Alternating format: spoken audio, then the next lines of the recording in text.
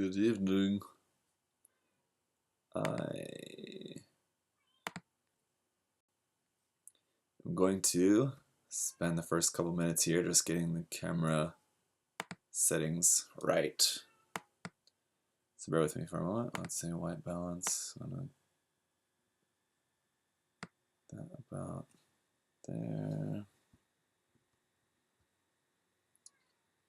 Gain also not on auto.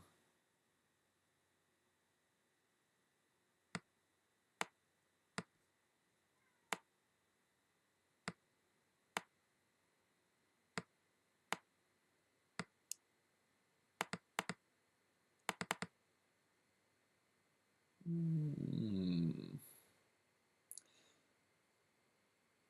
think that looks maybe about right. And focus not also on auto.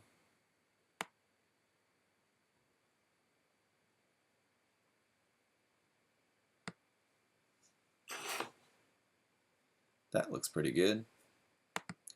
Okay. Hey guys.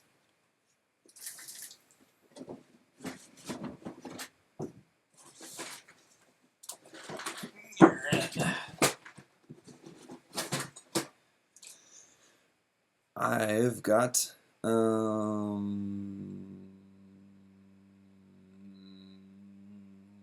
guess that color balance looks right. I've got sorry, what's up? The Sinanju Stein narrative version is all done. Here we go. What do you guys think? Looks pretty good, I think.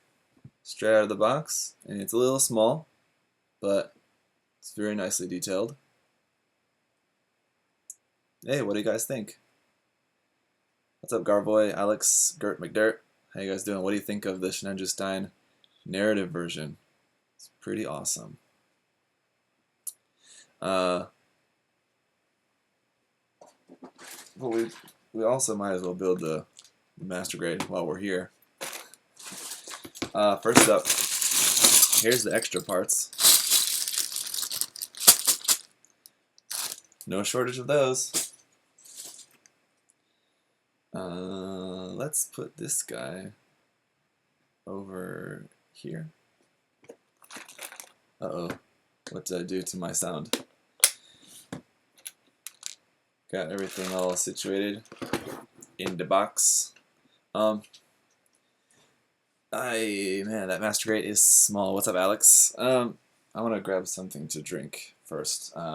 Just finished recording another video, so I didn't have a whole lot of time before I wanted to start the live stream, so hang on just a minute.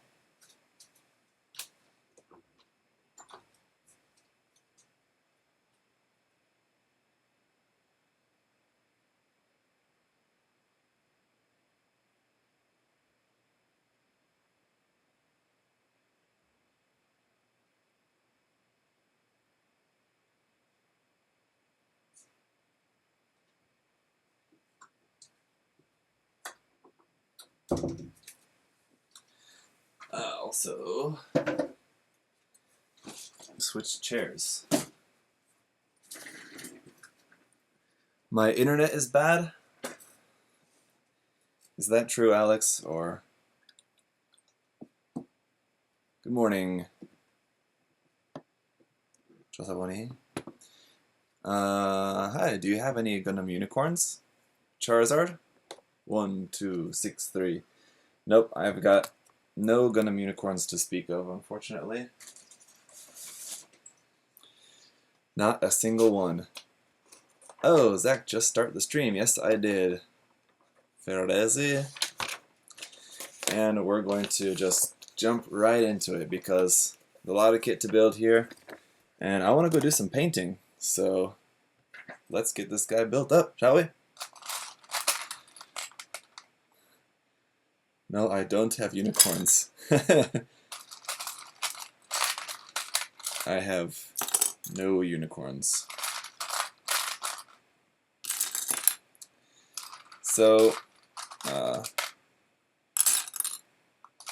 yeah, there's a lot of kit here, and it's going to be pretty big. I mean, just going through the parts, I mean, it's obviously kind of kind of hard to picture while you just have all the parts in front of you, but certain parts are a dead giveaway to how big the kit is, and it's I haven't built a Master Grade Sinanju or any version of the Master Grade Sinanju since I built the original Verka, like right when that came out, like in 2009.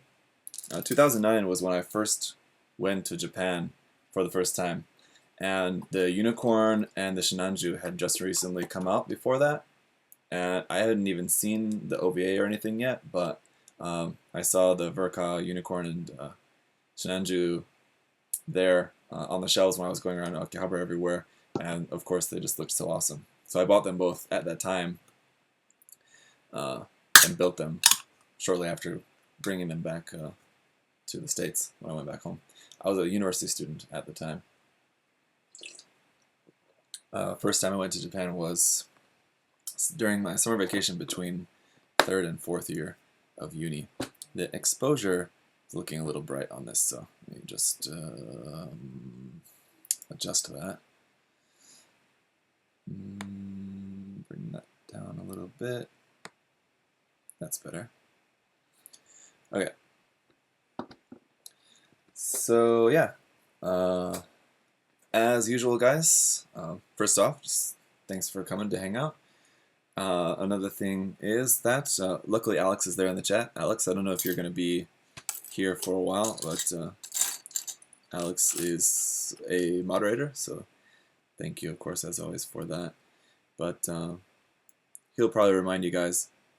But just in case you're new to the streaming scene here for me, if you guys have any specific questions or anything you want to ask to me, then it's really helpful if you can put that all in all caps there in the chat, or tag me in the chat so that I can see it easily when I look up at the screen. No pilot in the cockpit for this. Really wondering why they didn't give us a new pilot figure for this kit. It's a bit strange, and kind of makes me feel like, kind of makes me wonder that maybe this kit was originally intended to be a P Bandai release. I'm not sure.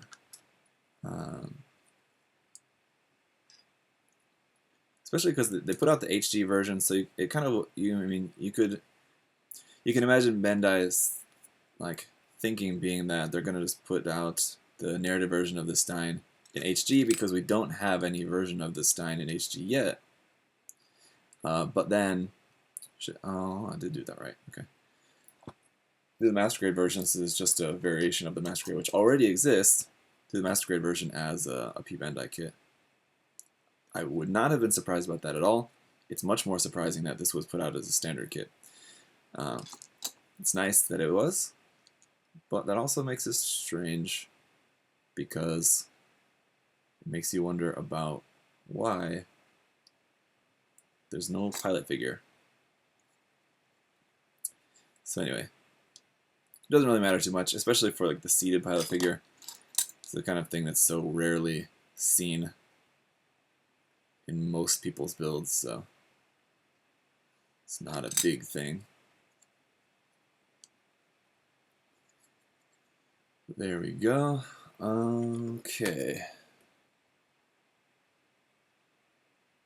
Josaboni, you can't see or hear. Try refreshing? Yeah, as Alex is in there. Try refreshing. Was it schooling, exchange, exposure, or just a vacation to Japan? Gert McDirt, when I first went to Japan, it was just vacation at the time. I went with my girlfriend at the time. Let's see, and yeah, we went to Osaka and did some, like, we spent the first few days in Tokyo and did like couch surfing there. No, we didn't. Where did we stay in Tokyo? The first couple of days we stayed in Tokyo, we stayed at a hotel, which was expensive and stupid, but like it was our first time there, so like we just didn't really know what to do. Like I was prepared, but we planned on just staying in a hotel at first, but in hindsight that was a mistake. Expensive. I wouldn't recommend anyone else do that. Alright, there we go. But yeah, then the rest of the time we were there for about a month in total. And the rest of the time was spent either couch surfing, and then we also did 1 week of woofing. If you guys aren't familiar with woof, woof is a program that it's short for Worldwide Opportunities in Organic Farming. I wasn't really too particularly into organic farming by any means, but it's basically just like you go and you live with a host family and work on their farm or whatever, and in exchange you have a place to eat and sleep. So it's kind of a good way to get like a real experience of like the countryside, and it's free. So it's a pretty cool deal, and a lot of countries have it. It's a worldwide thing. You can do it like in America and other countries as well. A good friend of mine did it in Hawaii, which sounds really cool. But yeah, we did that for a week. It was hard. It was harder than expected. I mean, your whole time is basically spent working and like around work and meals, like preparing meals, preparing the meal, eating the meal, and then cleaning up after the meal. My situation was a little bit different than most. Why is this part not wanting to go on here? Some pegs are not lining up. Ours was a little bit different because usually it's like a family will accept 1 or 2 woofers at a time to work with them, but the family that I was staying with, why is this not wanting to go on here? Oh, because that part's not in there all the way. That's not good.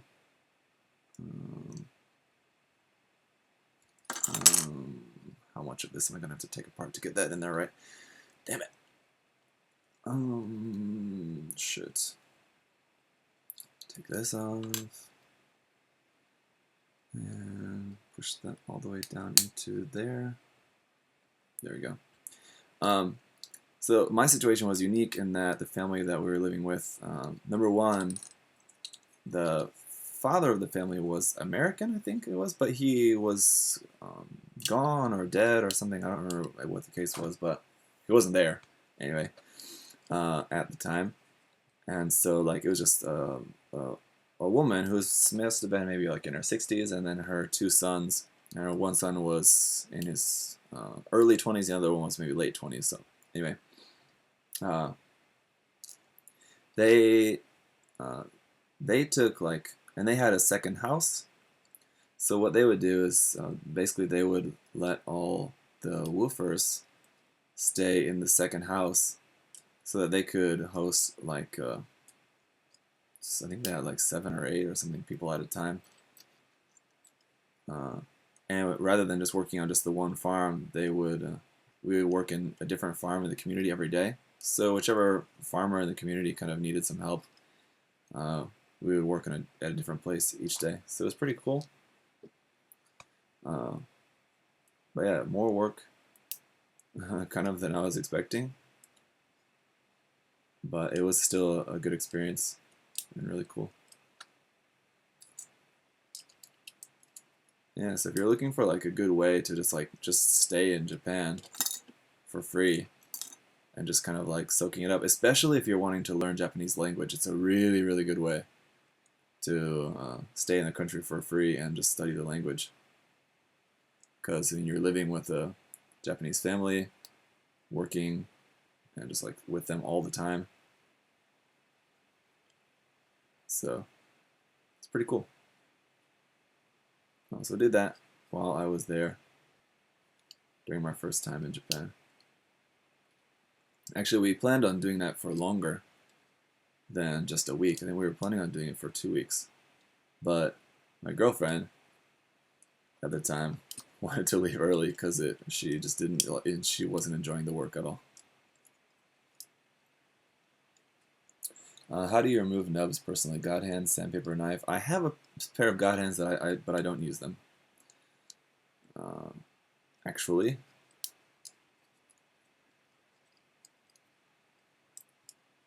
For the most part, my nub removal is mostly just done with a hobby knife, and then sanding stick. Usually use a 600 grit sanding stick for most of the time.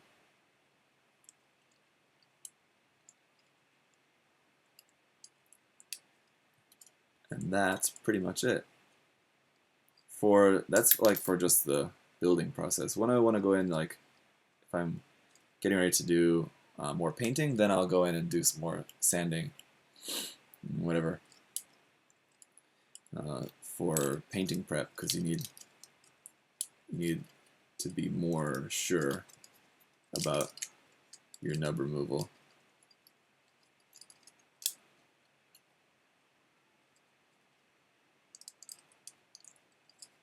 You need to be more thorough about it anyway. That's on there, I guess. Feels like could be pushed on there a little bit tighter, but I guess not. I guess that's right. So then we have this part has a bit of stacking of these parts. That one goes there, and this one goes on the inside. God hands are hella cheap, man. God hands got hella cheap. Oh. Seen one on Volkser guy for like 3,100 yen.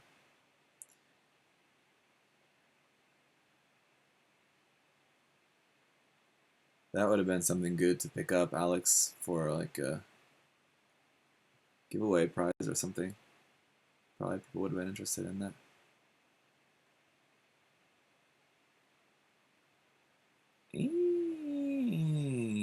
This is strange. Okay, there we go. I was putting that in a little bit wrong.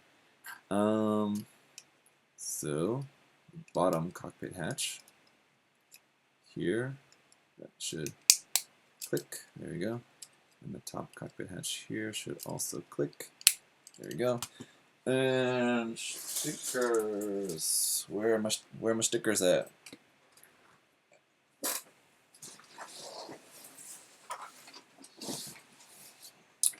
Yeah. Oof.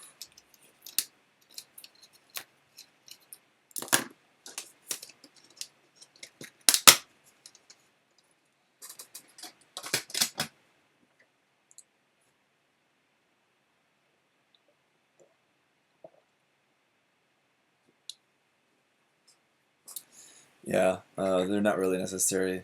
They do cut back on sending time, but you can get down the technique with any nibs. Yeah, pretty much.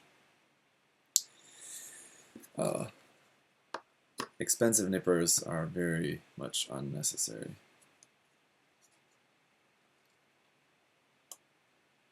Oh my.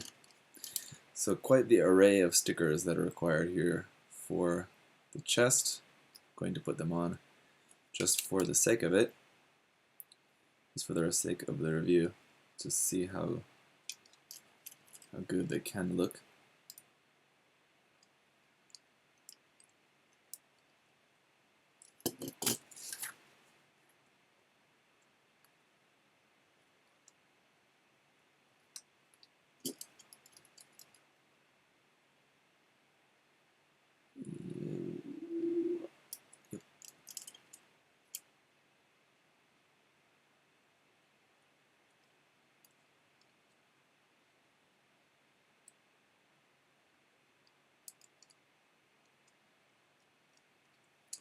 Okay. Charizard asks, are you in US or Japan? I'm in neither the US or Japan, actually.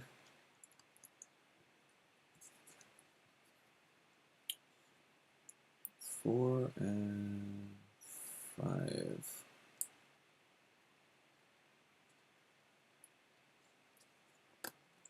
Quite the interesting sticker here for this one.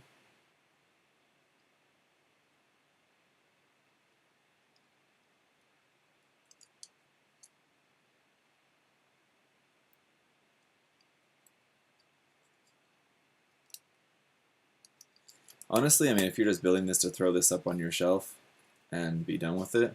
The stickers aren't that bad.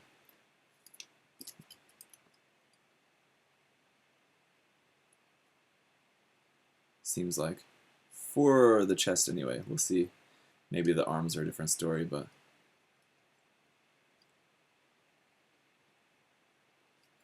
first thoughts on this bit here anyway.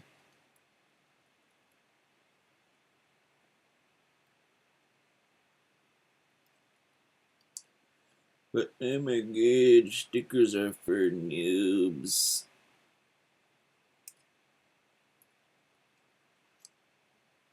Yeah.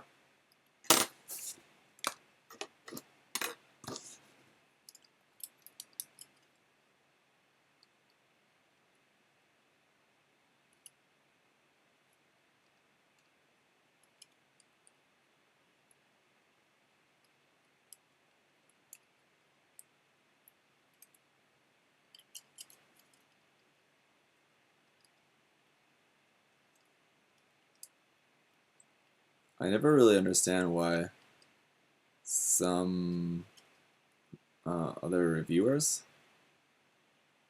if they're like reviewing the kit and get to like the sticker sheet and be like, oh, these stickers are trash. Stickers are just trash, just throw them in the trash. Don't use stickers. Like that. It's like, okay. Some people use stickers, some people like using the stickers, so like why not just show it in the review? Obviously the people who don't want to use stickers will obviously just ignore that part of the review, I feel like.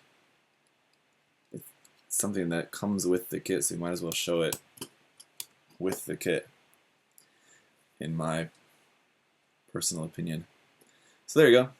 There is the chest. Let's move on to the head, as that's the next portion of this. There are a couple of very tiny parts here for the head, so do be careful.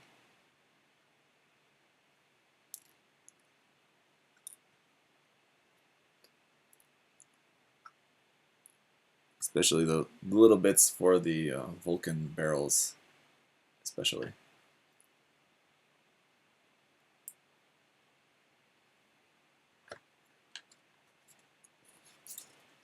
Alright.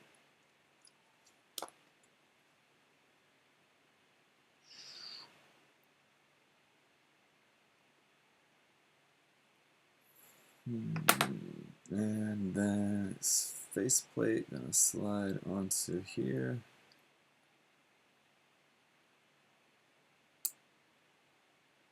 Oh my. Totally missed that. Slide onto there, there we go. He has a face, and then again the little Vulcan barrels. Very tiny pieces.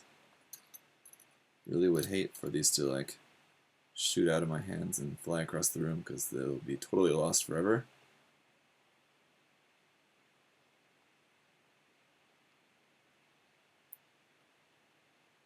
Get on there. There we go. And then close up the sides of the head.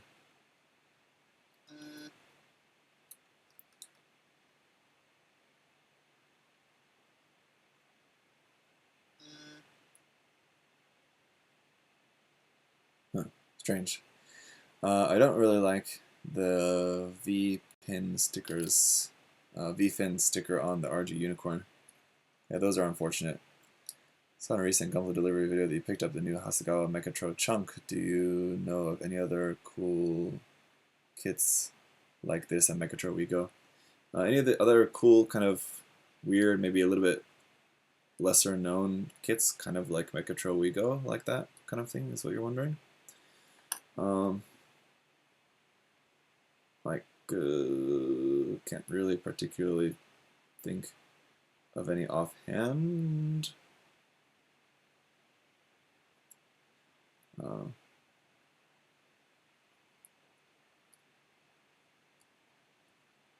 But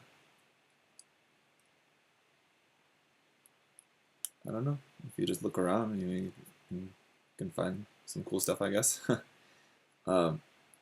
It's a little bit different, not exactly a kind of mecha thing. There you go. There's the head. Very nice. Up and down articulation's pretty limited on it though, due to the design, but still, it's pretty badass looking, of course. Yeah, the Danboard kits are fun, as Alex said. Also, the Crab Pod kit is a pretty cool kit. I haven't actually built that or unboxed or anything. I have it though. What's it called? The Space Crab Pod. What is it? Yeah, Space Pod Crab 03. What's the scale on that? I was actually wondering that earlier today.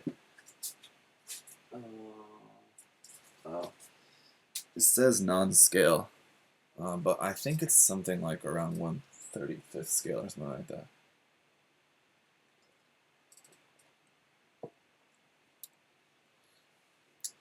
Yo,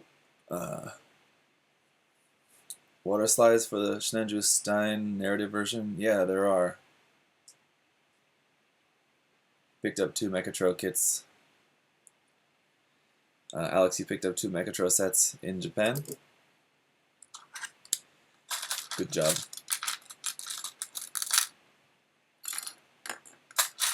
Which ones?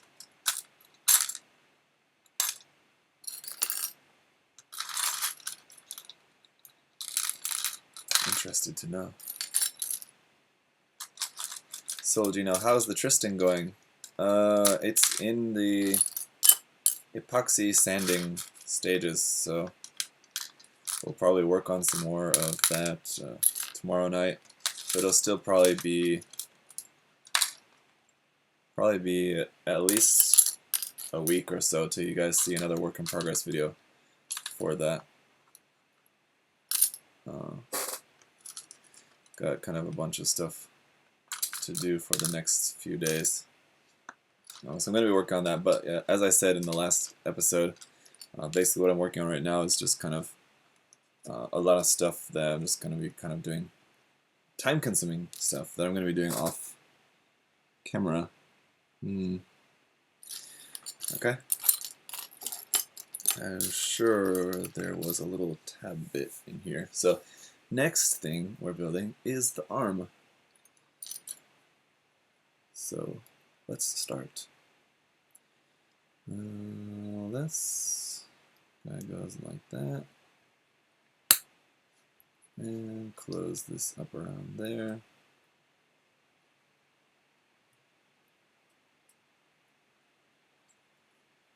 Okay. And then the elbow joint. We need this and this. It goes up top, and this one on the bottom. Close that up.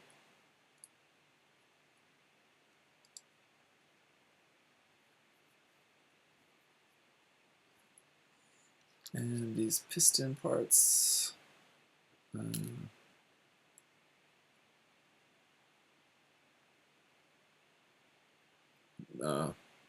Like the arm frame on this is very similar to the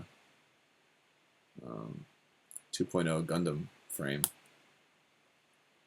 It's basically exactly the same, like construction of how it goes together, which is pretty smart. That's a good frame, so it's good on Bandai to reuse that. So pop that down. This goes on the back of here, like that, I guess. This one on the front, the bicep. I always like the bicep parts of the Sinanju and the Sinanju Stein. It's kind of cool. And wait, that one goes on the opposite side. There, and this one on this side here. Ayo, Gunplay Geo, what's up, dude? Thank you for the subscription. How's it going, man? Chico, Gert McDirt. invite. So you put all the parts in a different container. Okay, yeah. How's it going, guys? Those of you guys who are coming in a little bit later, how's it going? Gert, I know you've been in here for a while. Hey, there's an exceed figure then. Nice touch. That is actually the converge figure. Not the exceed figure, it's the new converge figure. Not super new. New for me. So I just before doing the stream here, I recorded my video for the new Converge series. It's Converge Series 13. So we're putting that up. Let's see. So those do fit together opposite like that. Nope, opposite like that. There we go. That's right. Let's see. Yeah, exceed are the heads. I do also have that. Need to make a video on the exceed Gundam heads. I haven't actually taken it out and put it together yet. So I want to do a video of that. So alright, then this is a little bit complicated looking. I have to pay close attention to what I'm doing here. So that is like that. On the top. Anytime there's like a part where it seems like you could put it in wrong, Bandai's usually pretty good about making it impossible for you to put it in wrong. That kind of sounds dirty, but you know what I mean.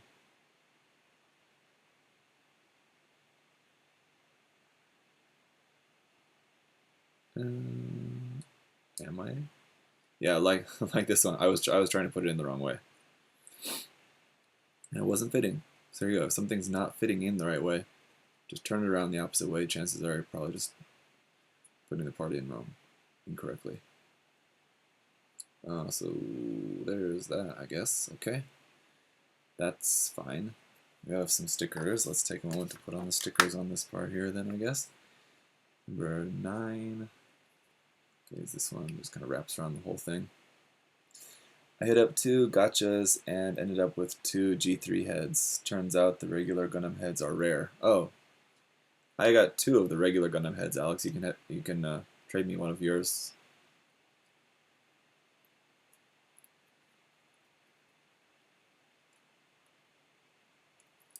Cool.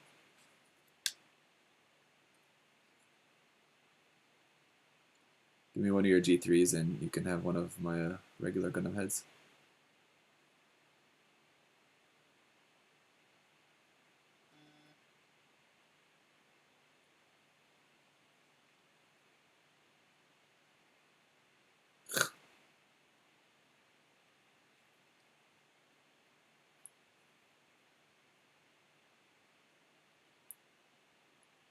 This sticker is too big.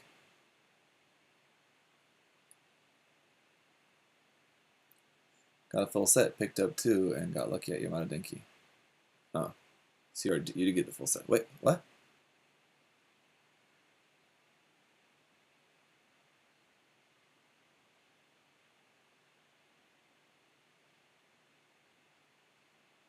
Oh, you picked up 2 more and got lucky. Okay, sorry. Well then, cool.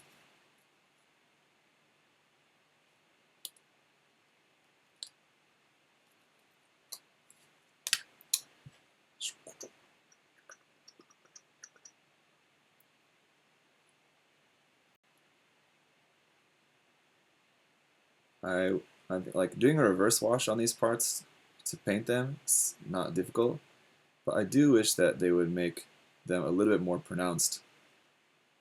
You know what I mean? Make them a bit more raised, so that it would just make it even easier.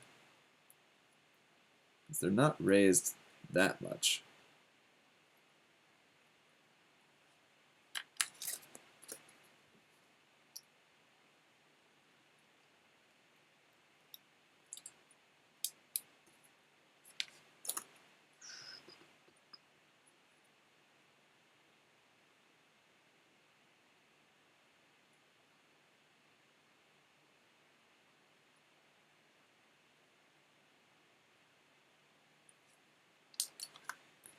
All right.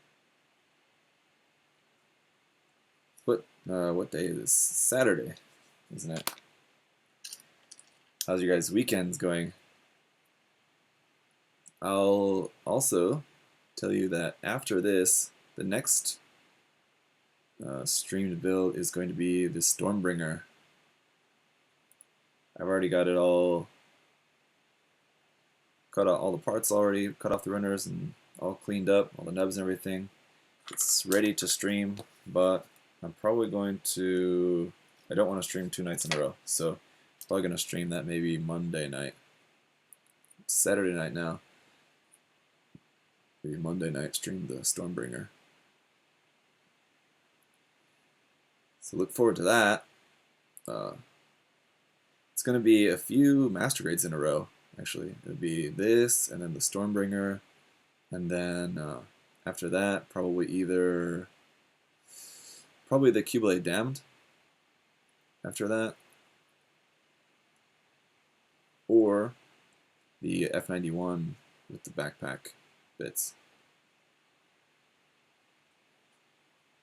Alright, so there's all the strength curves for that whole section. Then this one goes on here. Pay attention to what goes first. These do have a specific order. 1 and 2.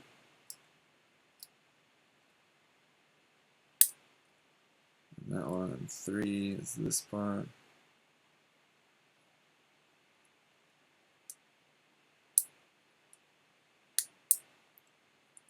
That one on there.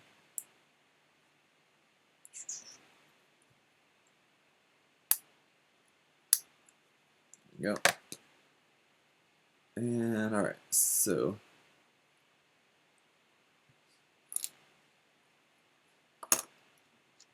got our arm bit here. Got these darker gray sections on the side of that. Clip this into down here.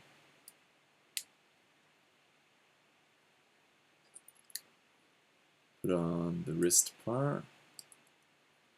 Fold that up. Close that up. There's our arm now.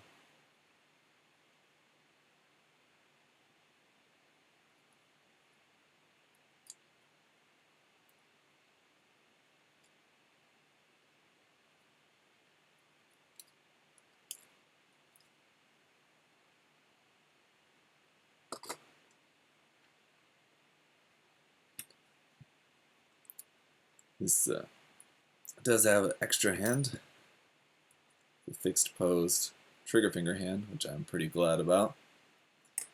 So then we also have the articulated hand. So it gives you instructions how to bend this around to get it in proper working order. It's not really all that complicated though. Just move stuff around. But do so carefully. Don't want to break any of the joints on these fingers. I think I get asked, not every day, but certainly more than once a week. I get asked, get a message, hey, I broke this such and such part, do you know of a way to get replacements for it? So even though I've done a frequently asked question video about this exact topic, still get asked it, wouldn't you know it? Still get asked about broken parts and replacement parts. And a lot of times it is related to hands, fingers, especially these articulated hands, which is why I don't like them.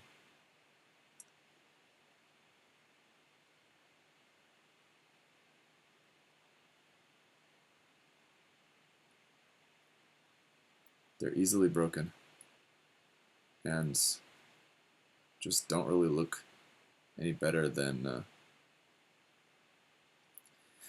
when it comes to like Gunpla, I'm more about the look of something rather than the functionality of it. So I think that's why I quite enjoy the RE line, because I don't really care too much that they don't have like master grade inner frames, or they don't have loads of gimmicks and everything. They look like master grades. They look good as they are. They don't do a whole lot, but they don't need to. It all depends on what you want to do with the kit, of course. Some people like the ability to play around with the kits and change up the pose a bunch, especially if you're into toy photography or whatever. That's understandable.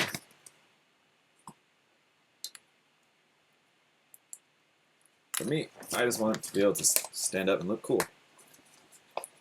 Do you sharpen your nippers? What's the best method to do it? I don't, actually. I've never really felt I needed to, I guess, or wanted to. They seem to cut fine. And nippers not being that particularly expensive, I figure if they were getting dull or whatever, I would probably just get a new pair.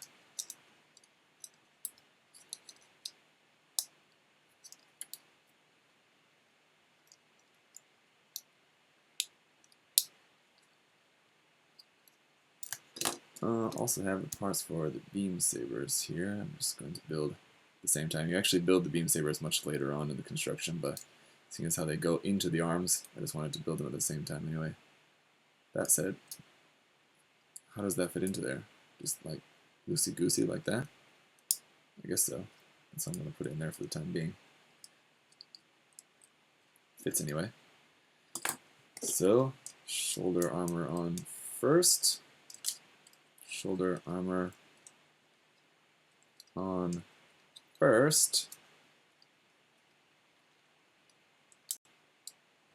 Okay, and then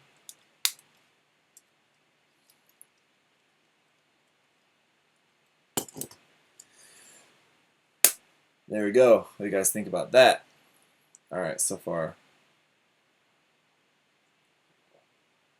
so good. No. Let's get the other arm built up real quick. Once you built one, you kind of got the hang of it. Always building the second limb usually goes pretty quick because you gotta sort it out. V2 Genesis, cold weather. Are you asking if I have cold weather here? Because,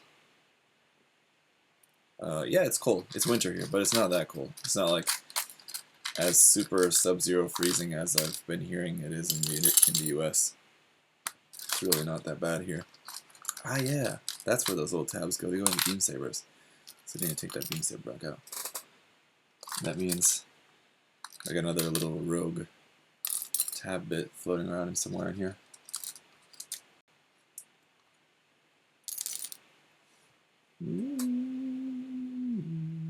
Don't want to lose that. It must be around here somewhere.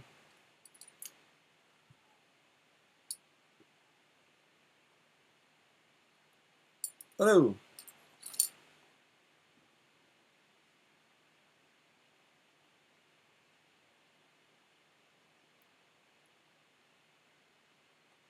This is another thing that I don't really care for. I don't like the articulated hands, and I don't really care for this, like the fold-out pegs, and like some of the master grades, like the Sazabi Verka, the new Verka, and this, the little fold-out peg and the rifle handles, the beam saber handles that sticks into the fold-out peg in the hand as well. Just something that's easily broken, especially when you paint. And so anything that just adds something extra that could easily be broken is just kind of unnecessary. Just a solid, what is it?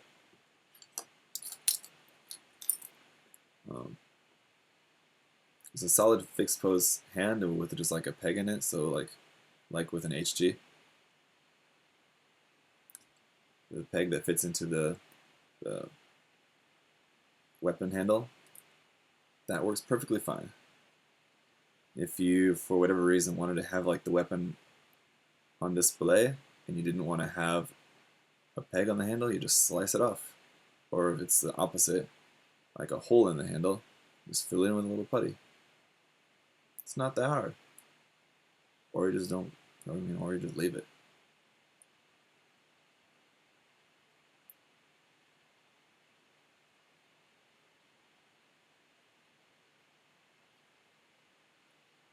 Having extra little bits that could easily be lost or easily be broken is not fun.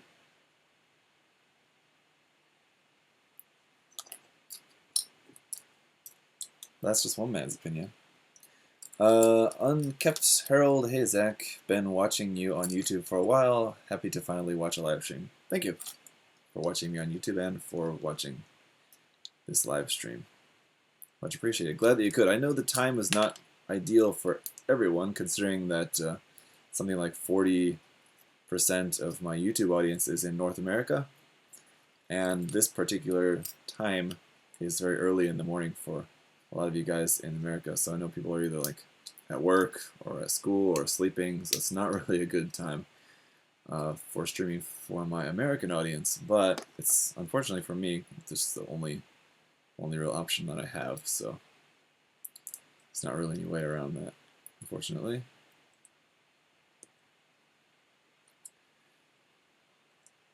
But the streams are saved, so for people who want to be able to watch, can't watch it live, but can always watch it later on. So hopefully that counts for something.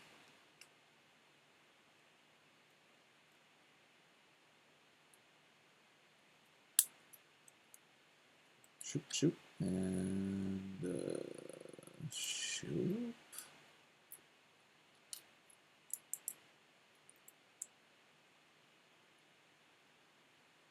And this guy on here. This one on the front. Don't want to put this arm, excuse me, don't want to put this arm together too fast. Might give Alex some bad flashbacks.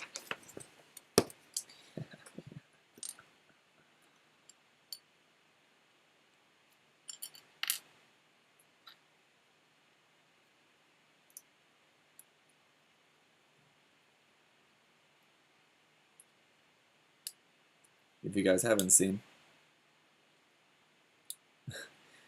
7:25 a.m. there, coffee, Sig, and Zach's live stream. All right, awesome. If you guys haven't seen my speed build off with Alex, you should check that out.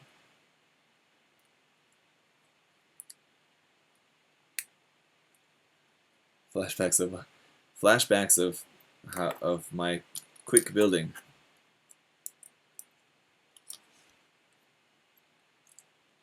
So I'm saying, I don't want you to see me putting this arm together too quickly.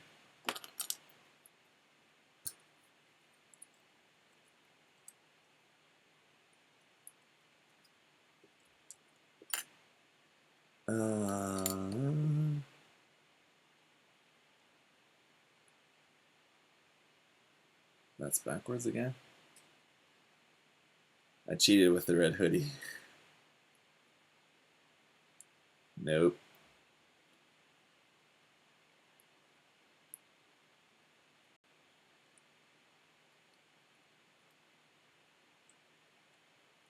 Hmm.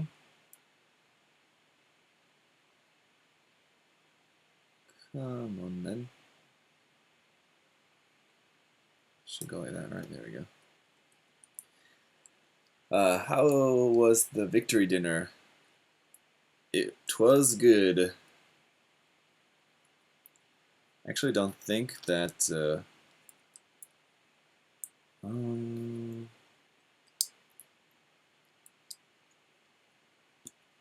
don't think that we've been back to that restaurant maybe since that time with Alex. Where we went for dinner is a place that my family and I, as in like my wife and kids and I, and also my wife's parents, we'll go to like relatively often, like once a month or something. But I don't think we haven't been there for a while. Maybe since that time that we went with Alex.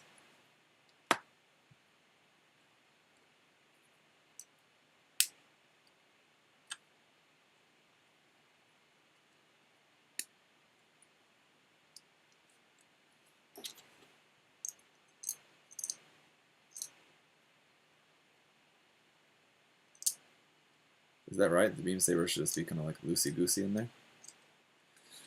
I don't know. Tonkatsu was good. Yeah, the place we went, it's like a donkas, or like the you guys are, those of you watching are probably more familiar with the Japanese pronunciation, tonkatsu, the fried pork cutlet, but it's a fried pork cutlet buffet. So they have a lot of pork cutlet.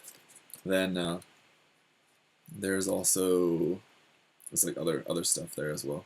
It's pretty good and cheap. So yeah, we go there maybe about like once a month or something. But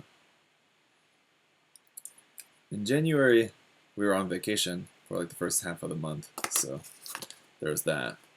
And then yeah, since we've been back, and then like at the end of January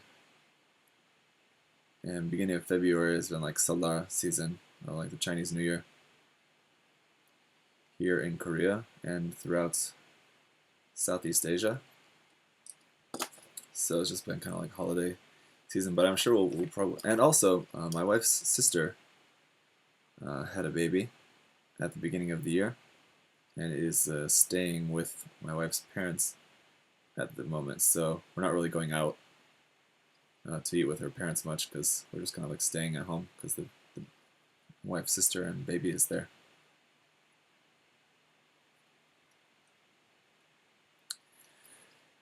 But I have a feeling sometime, probably in the next couple of weeks, we'll probably end up going there.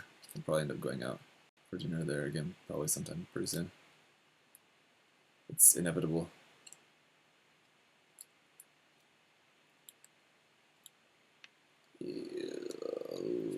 It's kind of very intricate sticker and very thin at some points. I'm kind of trying to be a little bit careful with it.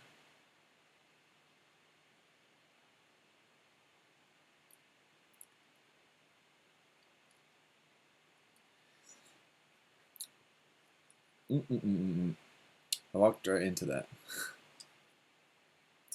I don't know what you guys said, but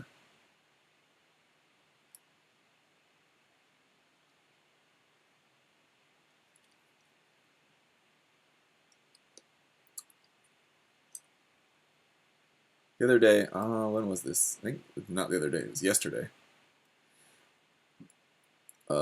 Yesterday on my Facebook page, I shared a link to a Me Without You song. If you guys follow my Facebook page, you know that sometimes I'll share music on there, just cause I like music and just like to share stuff on there, in case maybe other people might be interested in some music stuff. But yesterday I posted a Me Without You song, and just for the past couple days I've been songs from that album have just been stuck in my head. Not complaining about it. It's a great album. I would like that. I think that was around the beginning of high school. That album came out. I think 2004. I want to say. And man, that was great album back in the day. But then like university and I don't know, like the past 7 years or so too, I've just like not really been into Me Without You anymore. Kind of just like lost the appetite for Me Without You. And I don't know, but past few days really been enjoying A to B Life again.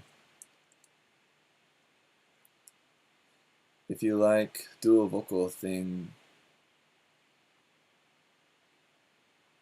check out Truck Fighters. It totally reminded me of them. Truck Fighters, never heard of them. But thanks for that. I will.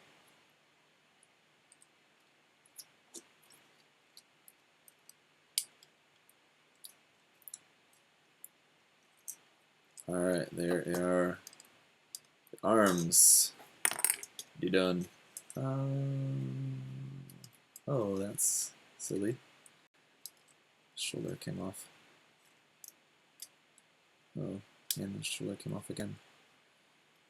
So, okay, well. I think in the manual. Oh, the waist is next. Okay, I thought it had us building the legs first and then the waist. I was gonna say I'm gonna skip ahead and build the waist first, but the waist is next, so that's good.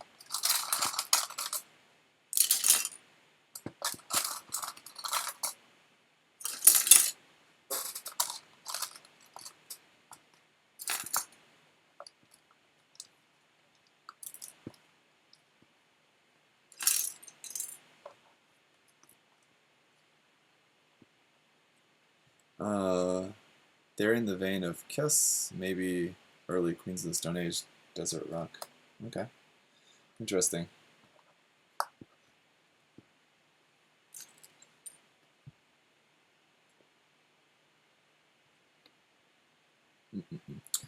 All right.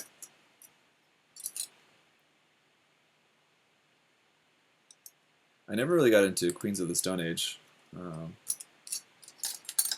course, they were well famous for a while then, right? For that one particular song. And a couple of friends of mine were fans, but I just never really got into it.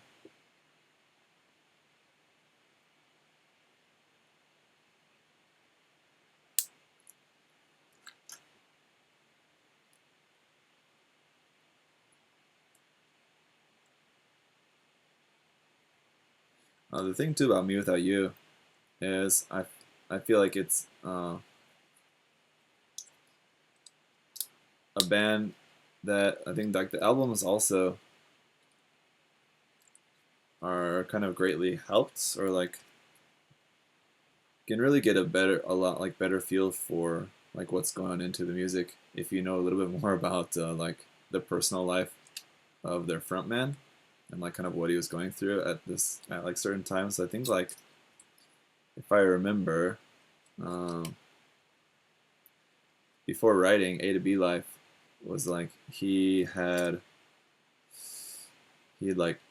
proposed to his girlfriend and she said no, like that, which was like, how often do you ever hear that happening, right? That sucks. And just kind of like the backstory of his relationship. I guess. Oh shit! I'm not supposed to put this part on first. Okay. And so like knowing that, and like listening to the album, you can hear kind of a lot of that. So I feel like a lot of times a lot of bands lyrics, will be just kind of like generic, not like in like the lyrics themselves. Well, not generic in a bad way, but I mean like they may not often be written about an exact person, or they may be like influenced by the singer's like real life, but may not be like particular stories or feelings about an exact event or something. Whereas with Me Without You, I really always felt like it did seem really personal. And I think you can feel that through the music, through his singing, especially like the lyrics and just the delivery of the lyrics. It's pretty powerful. Yeah.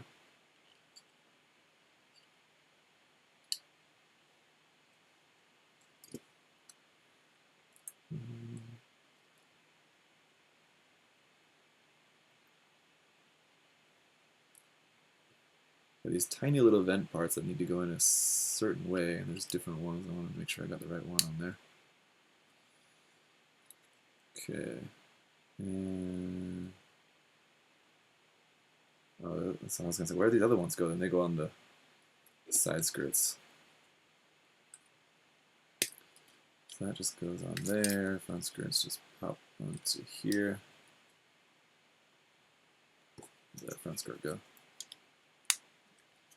Side skirts you build also much later on, but I'm going to skip ahead and build those first.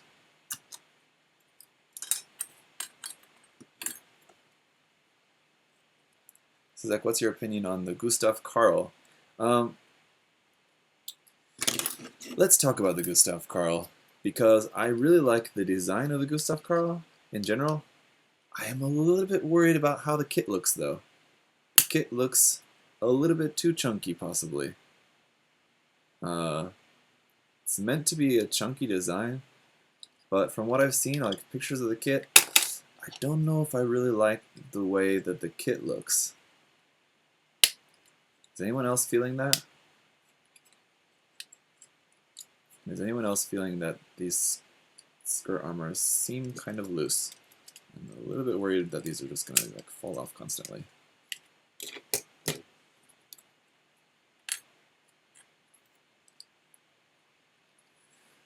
I don't really think I need it, but I'm just going to check the manual, make sure I'm putting the side skirts together correctly. Oh boy, there's a very tiny slight difference in these little vent parts that I need to pay attention to.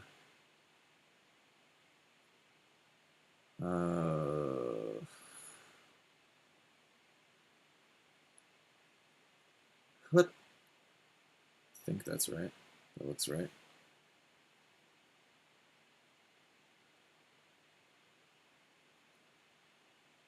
That looks right, I guess.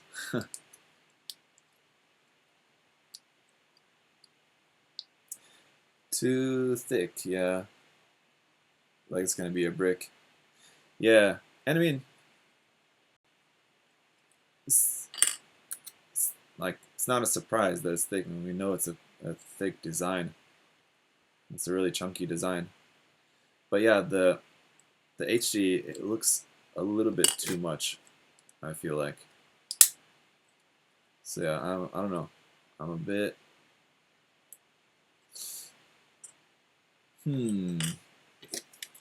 on the kit at this point. Initially, I was very excited for that. I am feeling a little bit of concern at this point.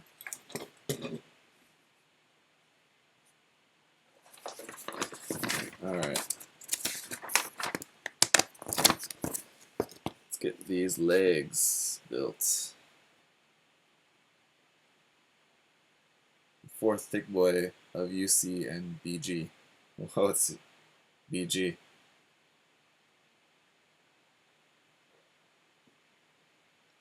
Huh? What's this BG you're on about?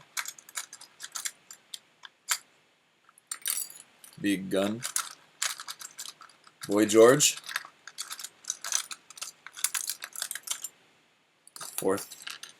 The fourth thick boy of Universal Century and Boy George.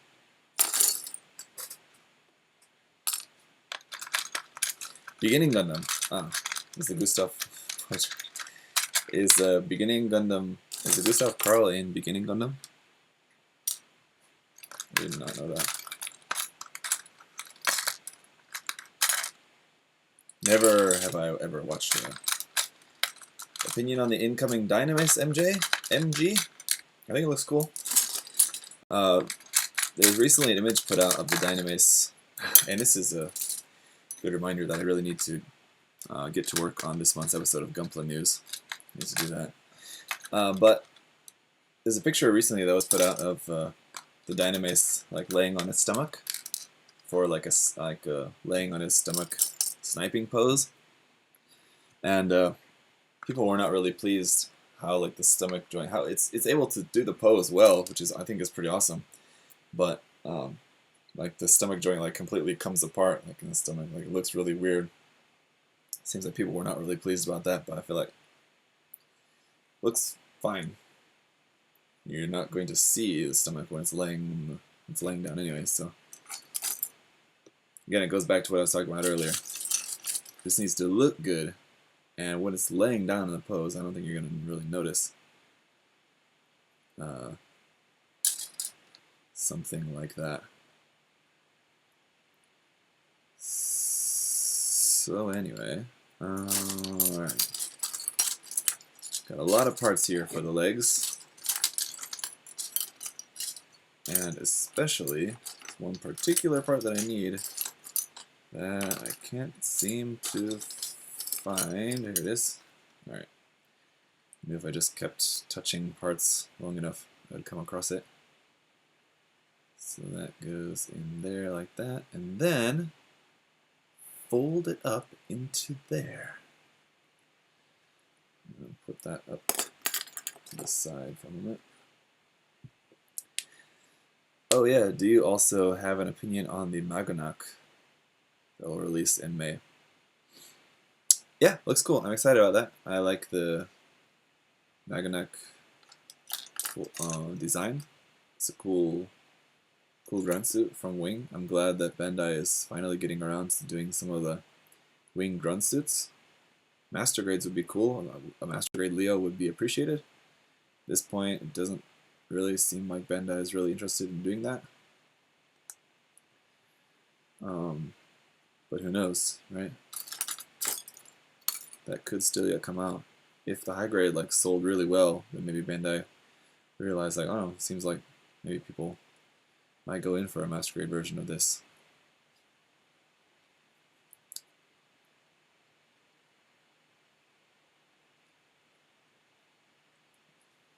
So yeah, I don't know. I'm excited about the Maganak core. And then it was just announced today that they're working on a HG Sandrock. So that'll be cool. The original Sandrock is a pretty cool kit. Pretty cool design, I mean. We'll see how the kit ends up being, but I'm sure it'll be good. It's got this little piston here at the back of the ankle. Pretty sure that's the same as the Sinanju. Again, it's been almost 10 years now, basically, since I built the last time I built a Master Grade Sinanju, so don't really remember the process of building it all that much. I can tell you though that my waist joint on my Master Grade Sinanju did not break, so I did not experience that problem that apparently a lot of people did.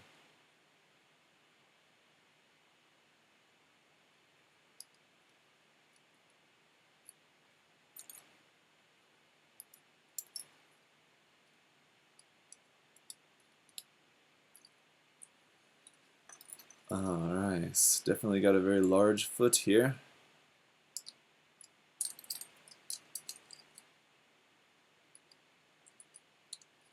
There we go, and again, the manual has you build both feet at the same time, but the way I separated this out, separate the legs to build them separately, building the feet separately.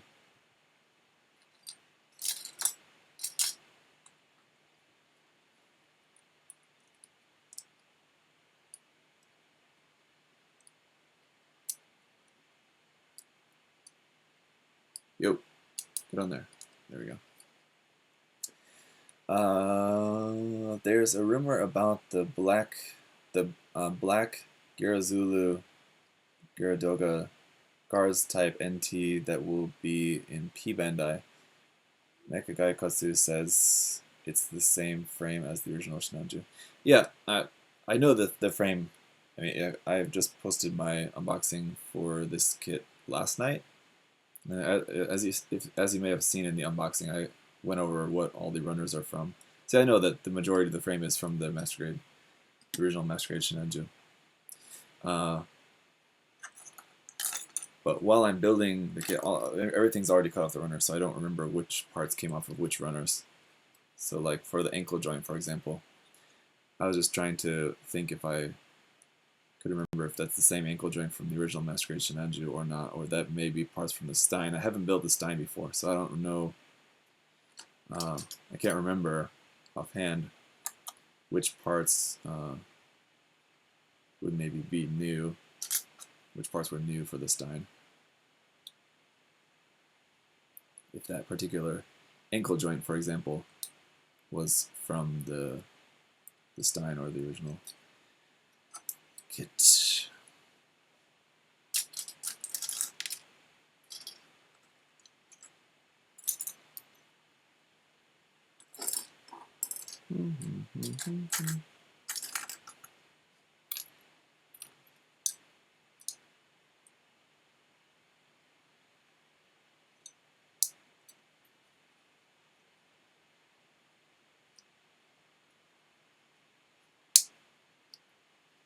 One thing that I wanted to do for a long time, like when I was first starting my channel, I kind of gave up on the idea, but I do still kind of think it would make for a cool video.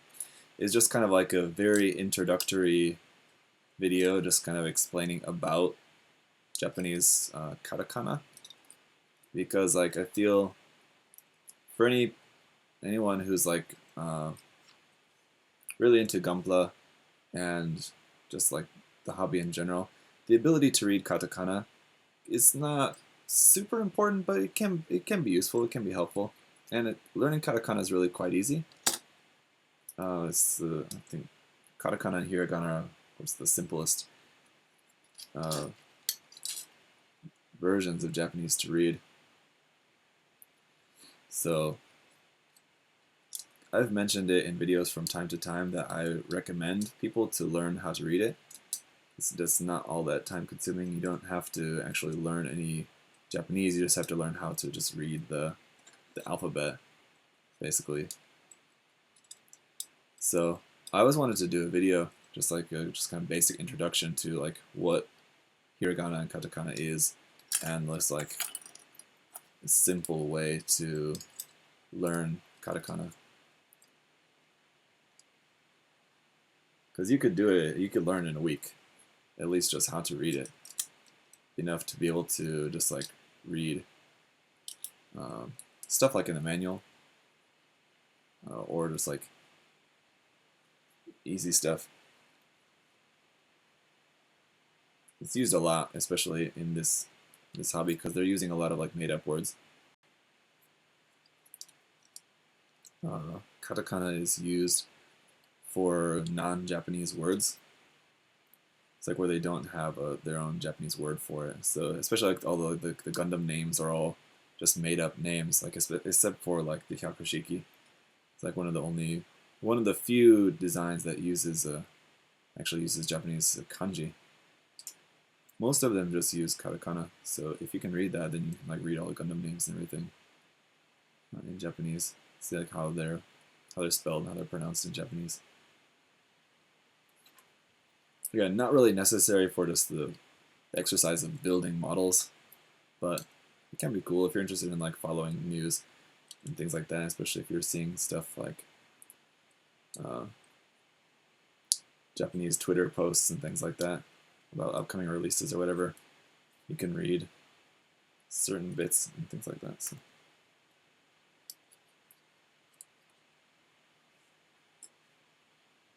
And it's just cool to know, I think. Maybe not as difficult as a lot of people may think.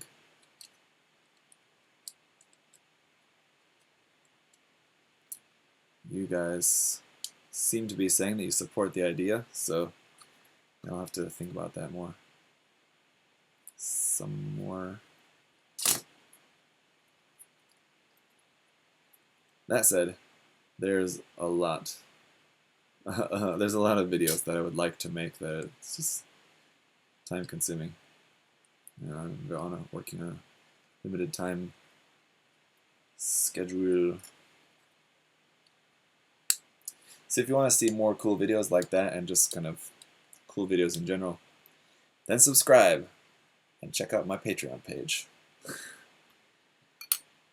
And that is going to be one of the very few times that I'll plug that.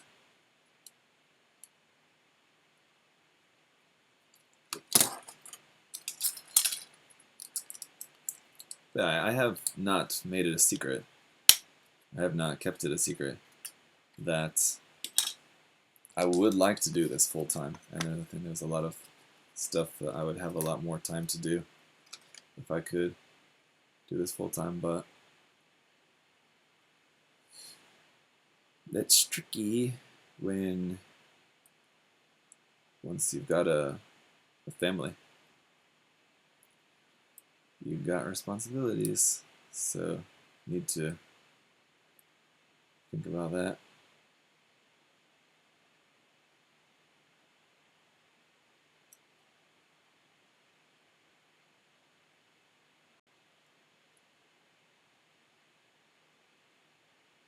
It also depends on like the job that I currently have. If I was working in just like some minimum wage job or something like that, I would feel like not as much to lose. But the job that I have is actually pretty good, so taking the leap to just doing like Gunpla and YouTube full time, I need a little bit of more assurance than just high hopes. You know what I mean?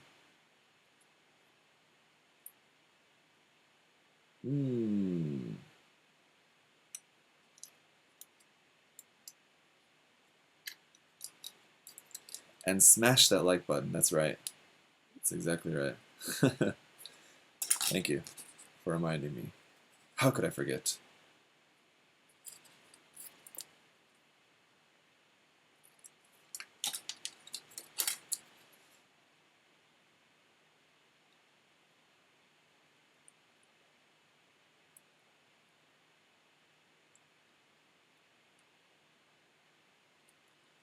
So you got these little these red stickers that go on like the inside edge of in here. Kind of annoying to get them in, I feel like.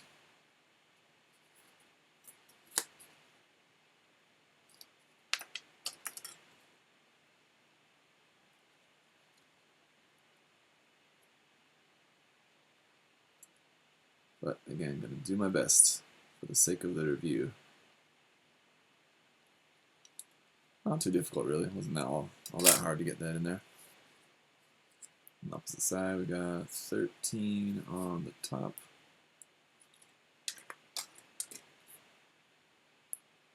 This part.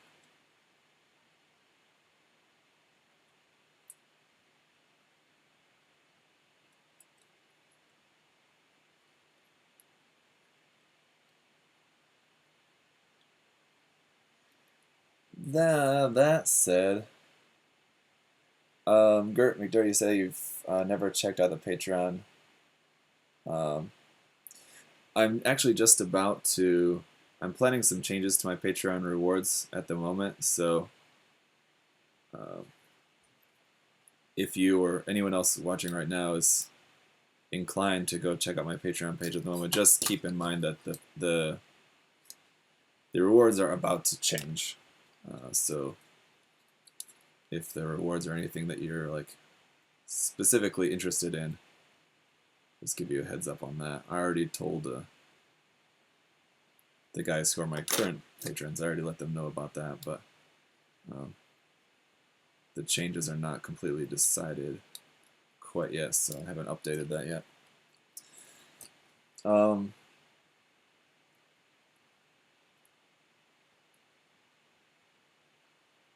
There's something else I was going to say about.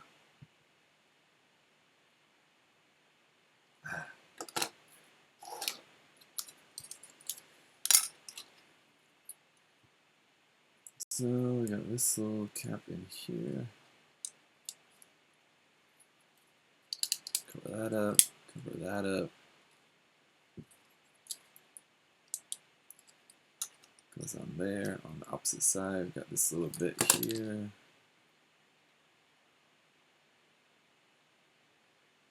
Goes on that, flip that around. Put this in there. Cover that up here.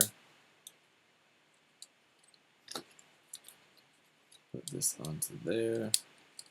There we go. We got this bit. This bit.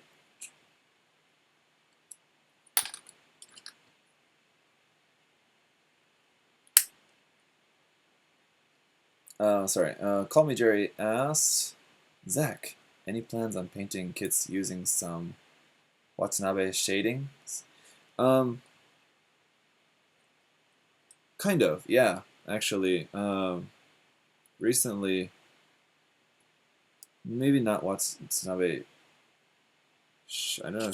Well, just kind of like Max's technique of using the black, and then with the like yellow, green, red, and blue kind of splattering before painting your base colors. That particular style, Max's style of painting, yes, I do want to try that. So that is something that I was actually just looking at recently. Yeah, with the leg attached onto there, I mean, he's got the Kotoki legs for sure. I mean, it's a big torso, but it's looking much bigger now.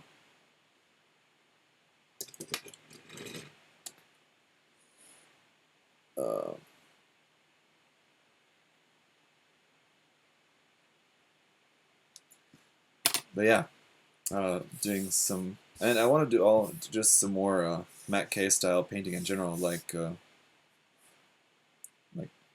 Yokoyama or like Lincoln's style of painting.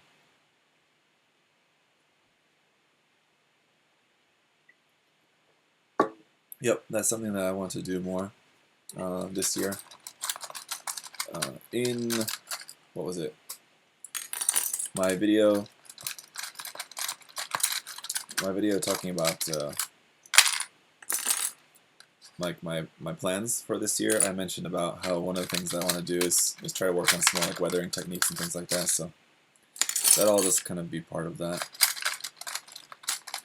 ReetCon asks any plans for new merch. Really like the collab shirts. Yes, I have a couple of different sets of collaboration shirts that are all kind of like in the final stages. They're basically just waiting on me to put like the final touches on getting those ready. So yeah, I've got probably a bunch of new shirts. So if you guys are wanting to get some cool Gundam themed shirts, save up your money because I've got a handful of them coming out that are pretty awesome. So yeah, try to get to those. Try to get to finishing those up and getting those out probably sometime before the end of the month, before the end of February. Yeah, I thought of trying to outline the Gunpla, but a thin Sharpie rubs right off you.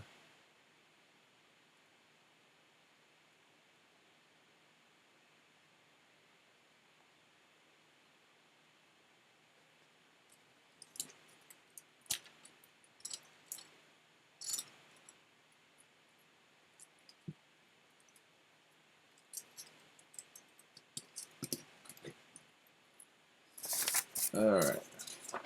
Leg number 2.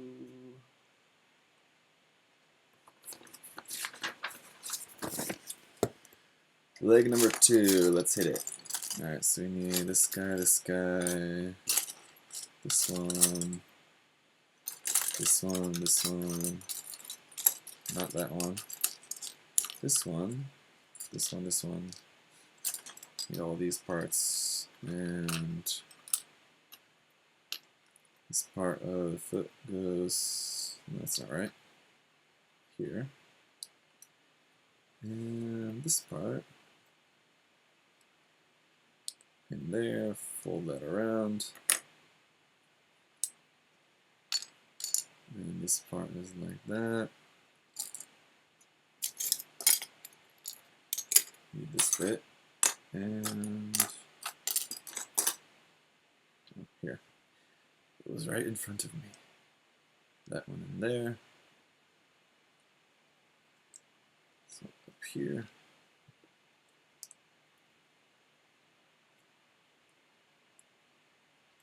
Sit on there. Boom. And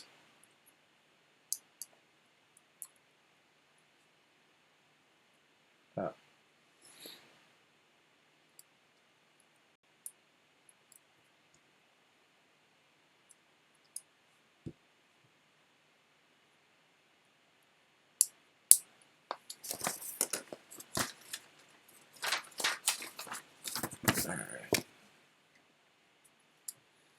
Feet, feet, feet, feet, feet.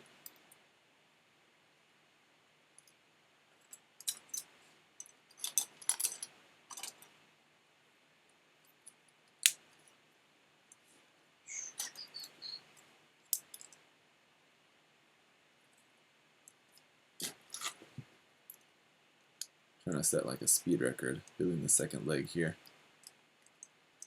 So, excuse me for a moment. Currently finishing up the full armor Gundam Verka right now. Would that be the Thunderbolt version? Or the Unicorn variety? Wouldn't it be really cool if they made a Master Grade Verka full armor Gundam? Like, not the Thunderbolt, not the Unicorn version, but like the original full armor Gundam? The MSV full armor Gundam? Oh, well that's... Did I do that on the other foot too? I did that on the other foot as well, didn't I? Put that part on backwards, upside down. That's why it didn't really fit on there very well.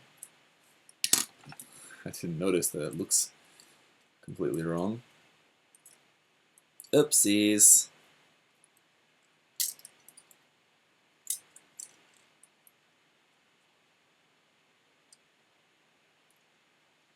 Somebody tell Poppy Harlow. ZakuAurelius did an oopsie.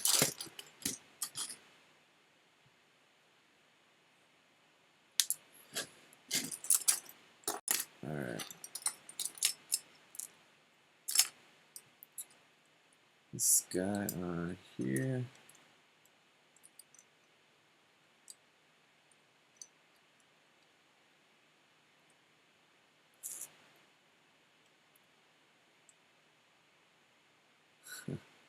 You happy with the standard release Pale Rider? I'm not one of those who's really all that into the Pale Rider, to be honest. It's not a design that I'm super into. That said, I am planning on getting the Converge Pale Rider. That's just because I love Converge stuff. But I don't have any of the HGs, and I mean, I think a Master Grade probably would be cool, and they could most certainly probably make a Master Grade of that just using like the same basic Master Grade that they've been using for like the Gym Sniper 2 and everything like that else out recently. So I could see a Master Grade Pale Rider coming out.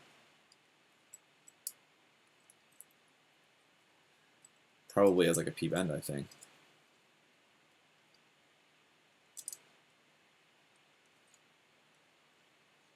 Which of course people would complain about, but still, it would be pretty cool.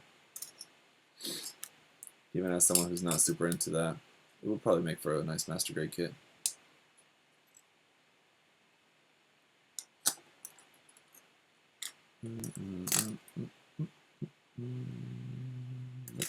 This one.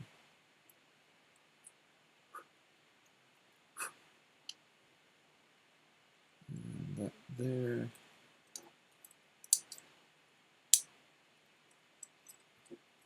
This here, and this one on here. What PG would you like Bandai to release this year? Damn the Moon. As I've explained in past videos, I don't really like PGs all that much. I would much rather have a nice Master Grade than a Perfect Grade. So, that said, a Perfect Grade Sinanju would be cool. I mean, honestly, I like other versions of the Sinanju well enough. Don't really particularly want or need another version of that. But if we're talking about we're getting a Perfect Grade, so which one is it going to be? Let's say Sinanju would be cool. Other than Char Zaku, there's no other Perfect Grades of like enemies. So the Unicorn, and then the Sinanju. That'd be awesome. It'd be huge though. I mean, like, the Unicorn's huge and expensive, and I think the Sinanju would be equally huge and expensive.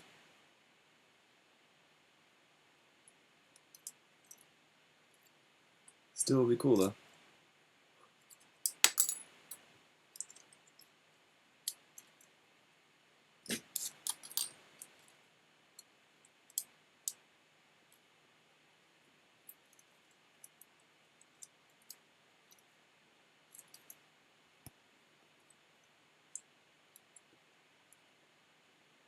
Frosty the French, hello.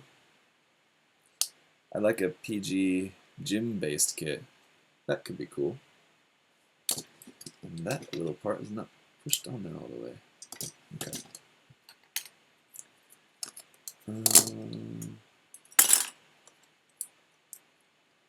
Right. There's that. I can also put a couple more parts onto there. The back. This one on there. And this one's on the front. Dang, is that your backlog behind you? Yeah, that's part of it. What you can see there. That's the majority of it, but there is more than what you can see in that view there.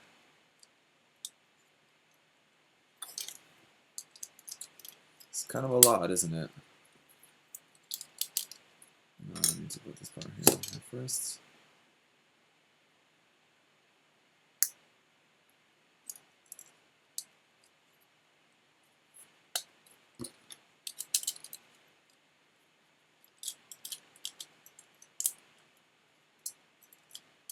That said, the majority of what you can see behind me, at least, is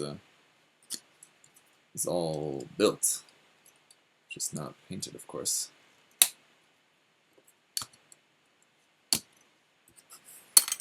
The dream would be to have the time to actually paint everything.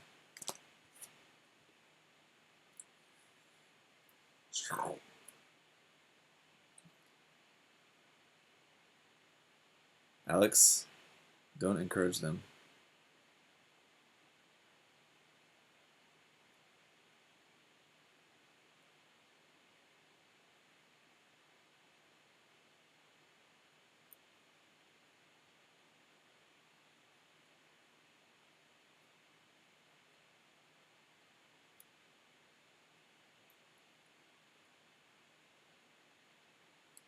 These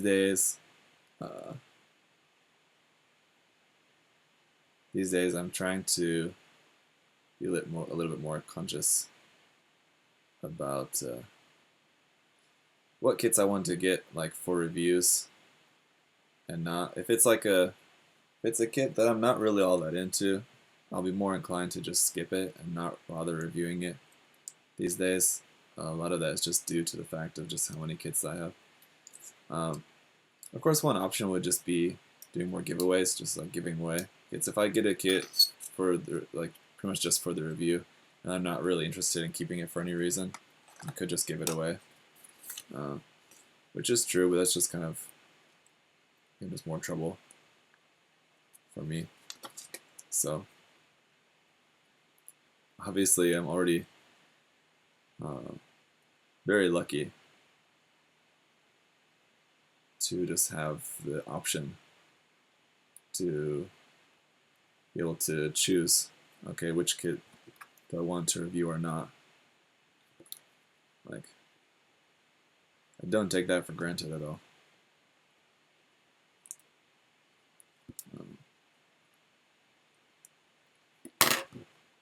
But my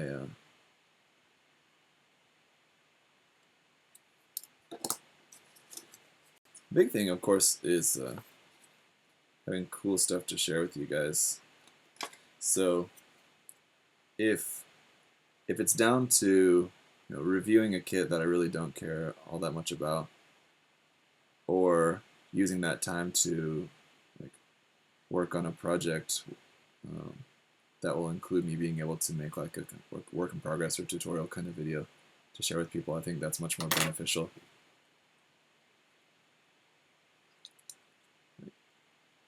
I am a reviewer, so I do like to review kind of as much as possible, but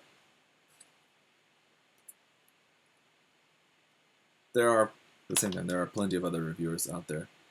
If you guys like, for example, the recently released Base Gundam, it's the GBN Base Gundam or whatever.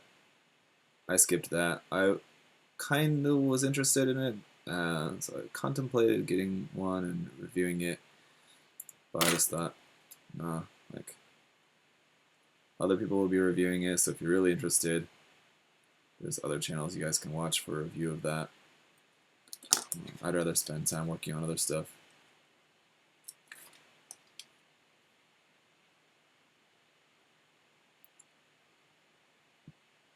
For the many reasons that I want to get the Tristan done, honestly, one of the biggest reasons that I just want to finish the Tristan is because I want to do more seasons of Trash to Treasure, because I have a lot of really cool ideas that I want to work on that will go like along with the Trash to Treasure theme.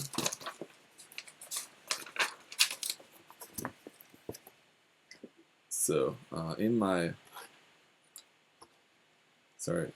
the video at the beginning of the year, I talked about how I wanted to do another Trash to Treasure series about like taking an old kit, maybe something that you maybe did some work on and some painting on like ages ago, or it was like one of your first painted kits and you just kind of really messed it up, and like how to take that and then like make it better, like remove the paint and just like repaint it, rework it, that kind of thing.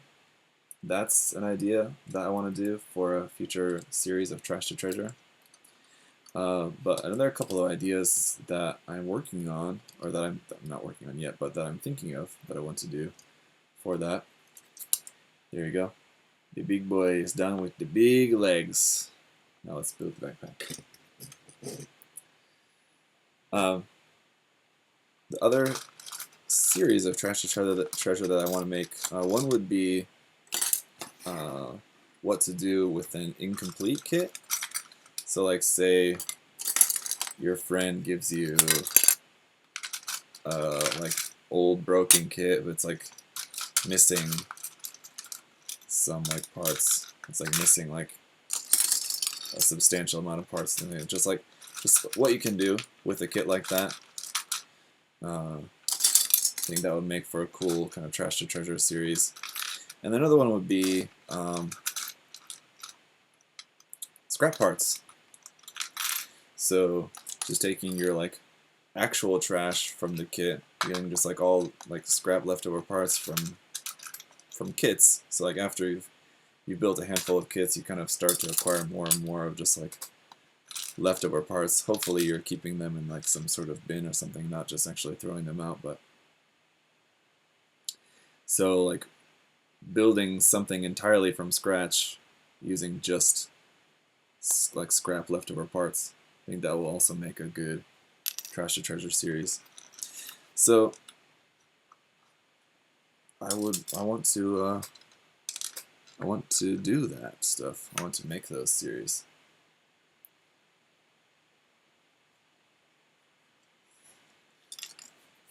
And I hope you would want to watch them.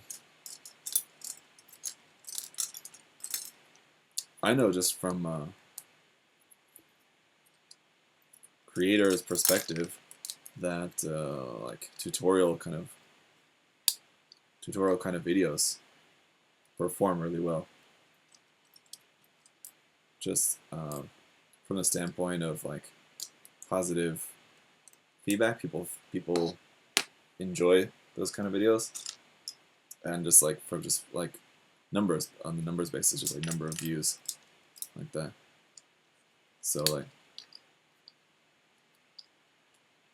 I know those videos perform really well for me, but I know they're also really greatly appreciated. A lot of people really like those kind of videos and find them helpful, which is good as well. So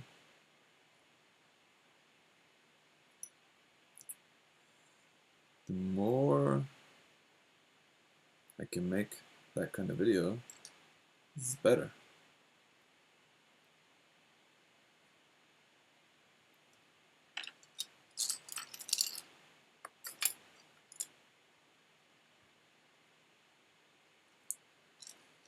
All right.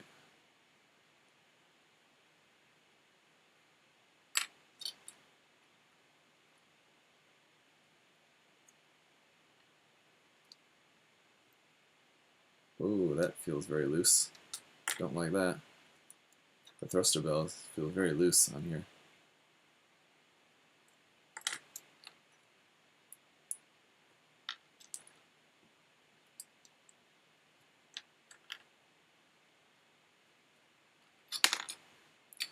Shoop, shoop, shoop, shoop, shoop, shoop, shoop. There it is. Use caps so he sees your message. Hey Zach, I'm a big fan of your content. Just had a quick question. Do you paint all your kits or only a select few? Well, yeah, as I was kind of saying before, of course I don't have time to paint all of my kits. That'd be great, but just impossible.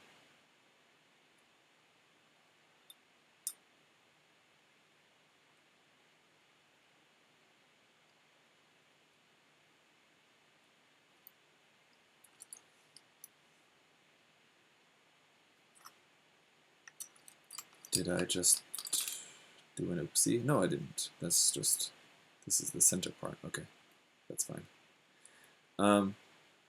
Yeah, so no, and I get asked this a lot. What do you do with your kits after you build them, or what people are interested in about just like how I display my kits, my build kits, or like, people often ask, are all the boxes there behind me? Are all those boxes empty, or what? After I review a kit, like after I build a kit and review it, then it just goes back in the box, and that's what's up there behind me to just await being painted someday. So how I go about picking what kit I want to paint next is usually just if I have an idea for a specific project that I want to work on. So like with the Trash to Treasure series or whatever, something like that. Or I have something specific that I want to do with the kit. Then I'll pull it out and get ready to paint it. But another important deciding factor is that right? Okay. Another important deciding factor is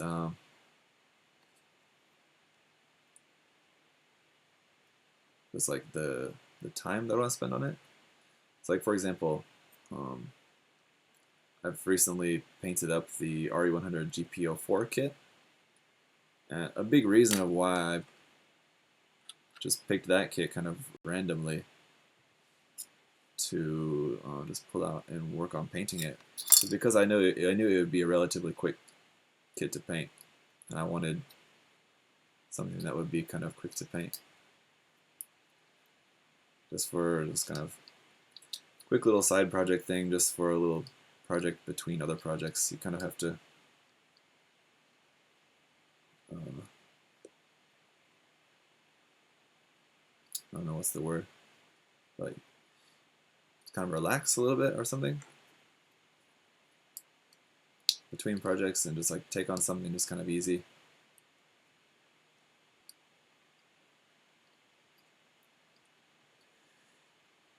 And so that looks strange, and I feel like something is not put together correctly on that.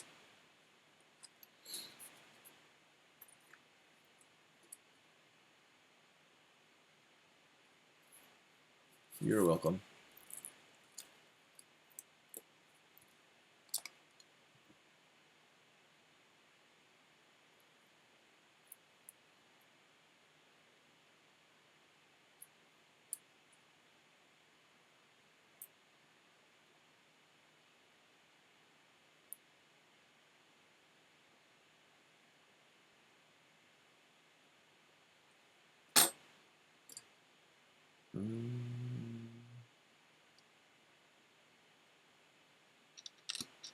Oof. Huh.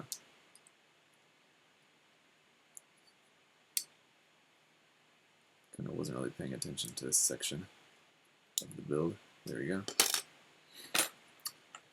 And then so then this one goes up in there.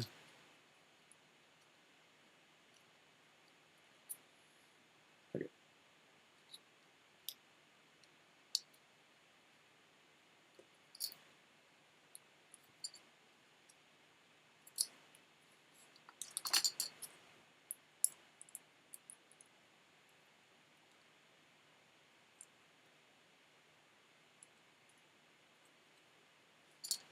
This here.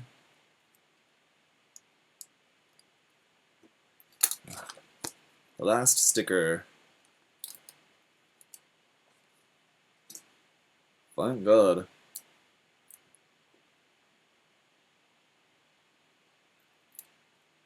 So on this part, like in the backpack, it's supposed to be brown to match. It's like the frame bits, but it's molded in dark blue. So you have this part, like the sticker basically covers the whole thing to make it so that it's in the correct color. Shoot.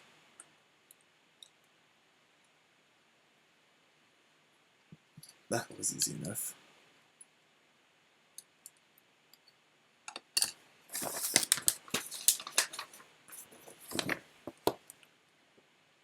And then that goes in there.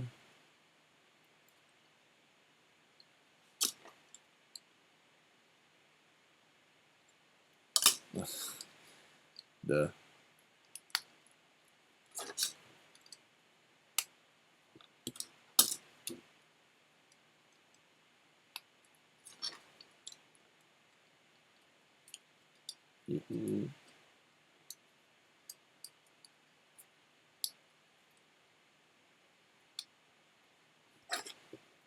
Well, the backpack is very different from the HD version.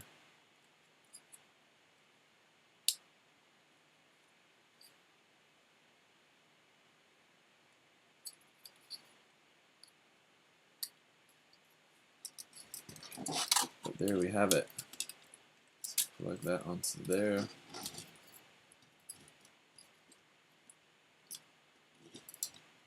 Didn't expect that much of the backpack to be able to moved around and whatever. All right, bazooka is next. Actually, according to the manual, the rifle is next, but we're going to do the bazooka first. Oh.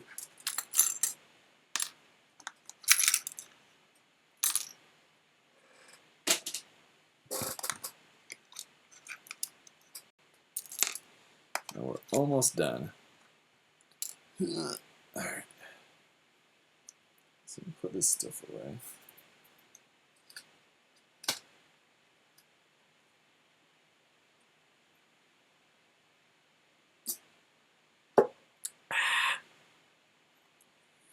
Bazooka, bazooka.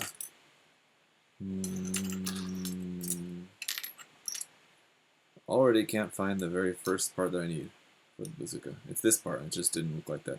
Okay. And then that goes onto there. And this part goes on to here. Kind of strangely, you build this whole kind of contraption on here first.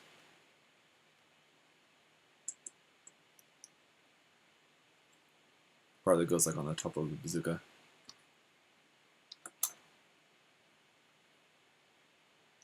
But okay, building that first, and then the main part. So that goes on there, this handle goes onto here, like that part. Alright, and then the main body of the bazooka. So that goes into slide there.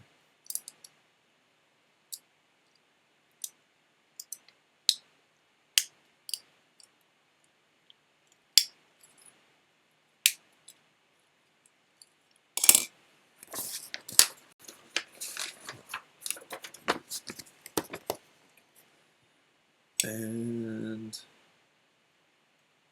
that part's out the front.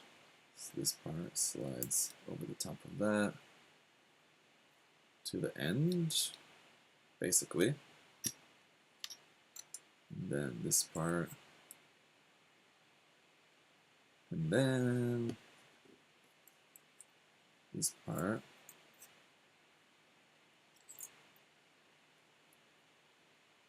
Definitely don't remember this. Oh yeah, because I never have built this bazooka. That's why. That would be why I don't remember this part of the build, because I've never built this before.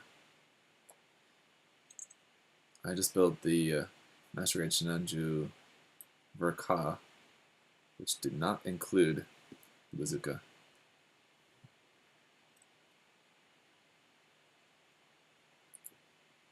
That would explain that. Whoa!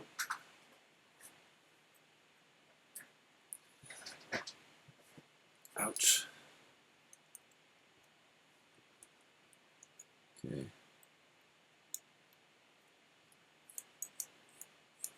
Then that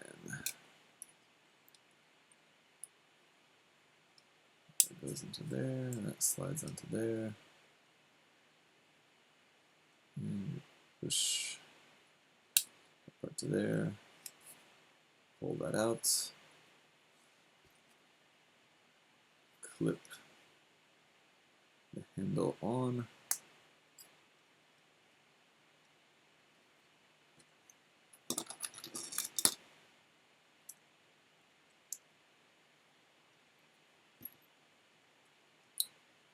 Boom, boom, boom.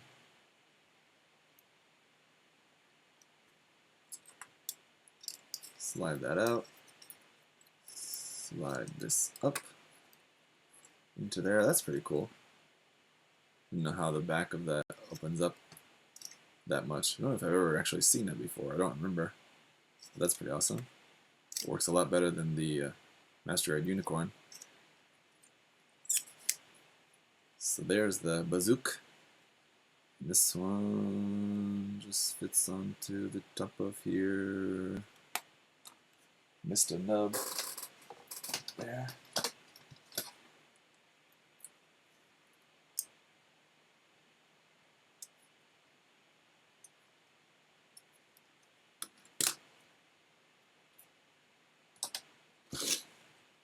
This fits onto the top of here where? There. Interesting.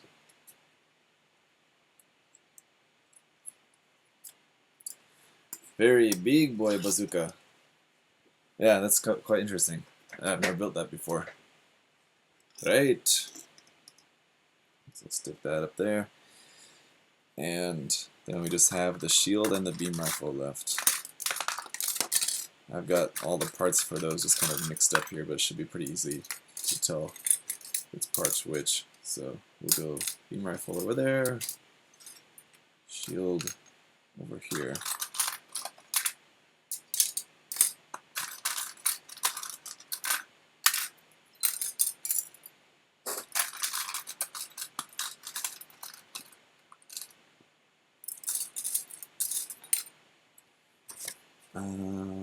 For the shield, stick this part on here.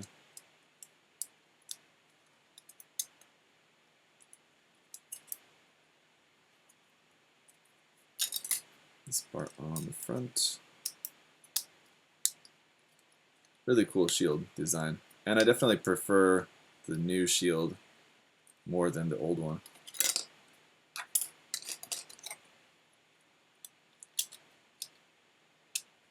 A little bit extended tip of the new shield I think fits better with the design. The old shield, in my opinion, looks a little bit small compared to the mobile suit, the Sinanju Stein Verka shield.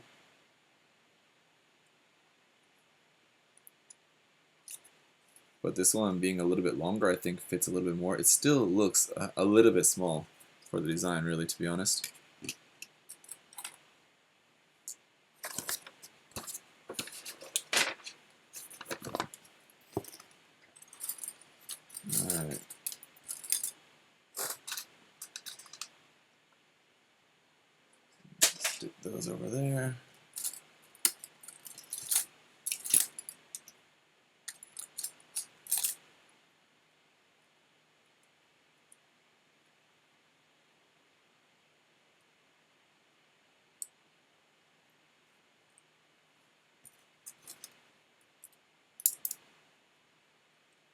You have to love the Sinanju's beam rifle, though. It's such an awesome design. Small Dream, I just joined the stream, so I don't know if you already answered this, but what are your thoughts on yesterday's Gunpla announcements? What were yesterday's Gunpla announcements, by the way?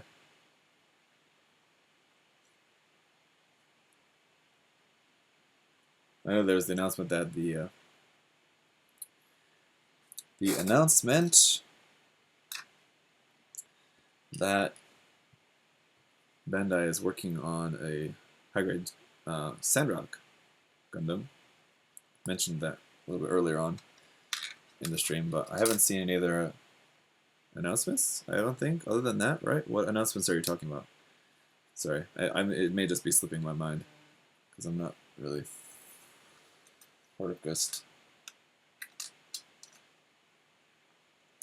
The new Victory kit that was announced too, yeah, it's not quite announced quite yet, it was kind of teased, but it looked, the Victory kit that was teased looks like it's probably going to be the second Victory Gundam.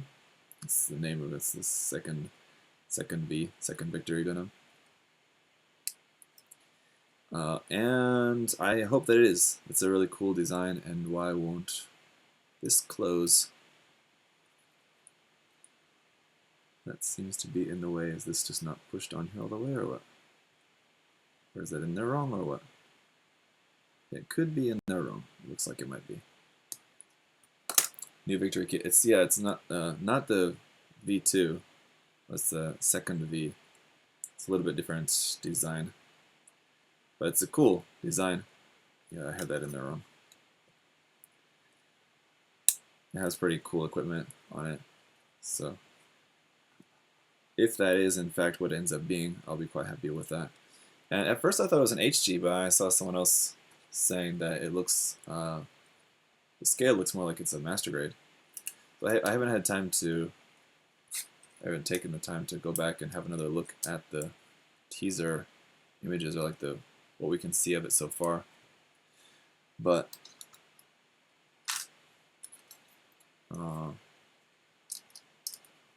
yeah, after I saw that someone said that it's a master grade, I thought, oh yeah, actually based on the base that you can see that it's on, it might be actually that it is master grade scale. So anyway, have you guys had a closer look at that to see?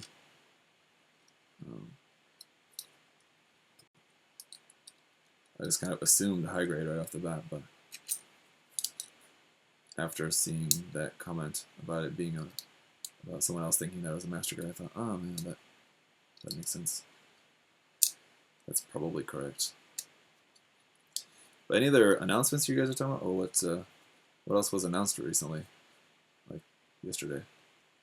That's it, wasn't it? Just those two things?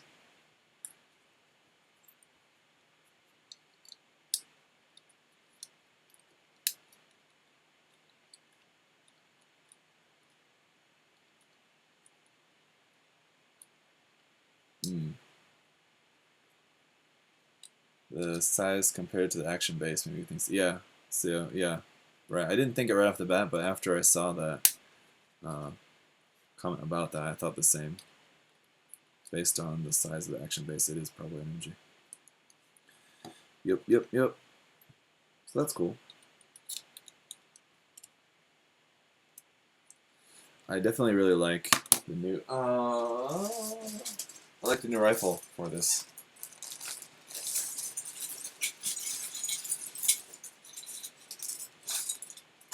And included among all the old parts is the original beam rifle. So there you can see there's a difference between them. I have to say, the new beam rifle definitely looks better, or I think it looks more cool. I like the new design of beam rifle. And the last thing here is just the grenade launcher as well, which is just a couple little parts. And that is it. Go ahead and pop that onto here. Won't we? Oh yeah, I need to open this. And that one there. And close this. Right?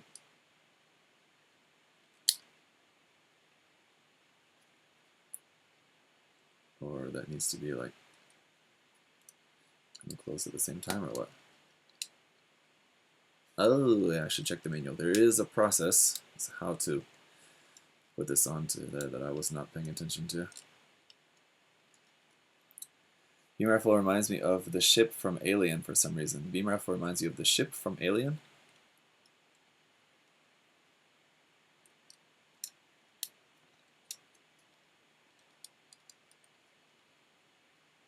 Hello. Hey everyone. Hey guys. Ugh, dang. Okay. So actually, this should go into here first. I'm done. How? But how? Like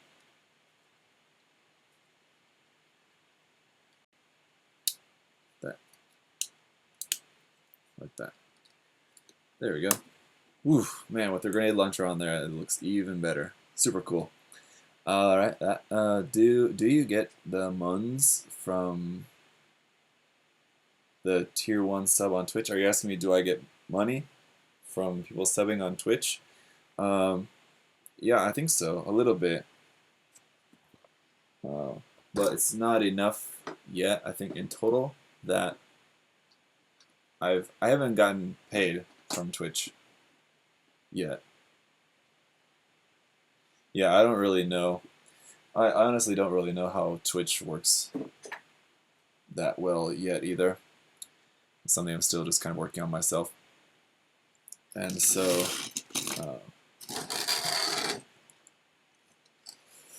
but yeah, I think it's like with YouTube, you have to reach a certain you have to reach a certain minimum amount. Like with YouTube, I think it's $100. You have to get to $100 before they'll pay out, and I think my total is not up to that yet. So I'm not sure, but yeah. If you enjoy watching these streams, I know like building master grades is pretty long. It's 2 hours now. I don't really particularly like streaming that long. I think high grades is better for streaming when it usually takes about an hour. So those are probably more interesting to watch. But I don't know, if you're not doing anything, if you're just like working on stuff and you have this playing in the background, then that's fine. But if you enjoy the streams just in general, then subscribe. And yeah, or just follow. And thanks. But yeah, tokens, yeah, it didn't take me 2 hours to build it. It took probably 5 or probably took like 6 hours of prep before this, of just getting all the parts cut out and then getting all the nubs and everything cleaned up. So it was like 6 hours off camera first. Yeah, so I'm pretty fast in terms of building, but still, master grades still take a while just to get all the parts ready, and then just putting it all together just took 2 hours with intermittent talking, whatever, in between. But yeah, if you're liking this new system that I'm doing of building the kits live here on Twitch, then yeah, subscribe, and just thank you guys for hanging out and watching. Next one will be Stormbringer, probably Monday night, I think. So around the same time again on Monday. So we'll see you then. That's it for tonight, guys. I'm going to go do some painting before bed. Bye-bye.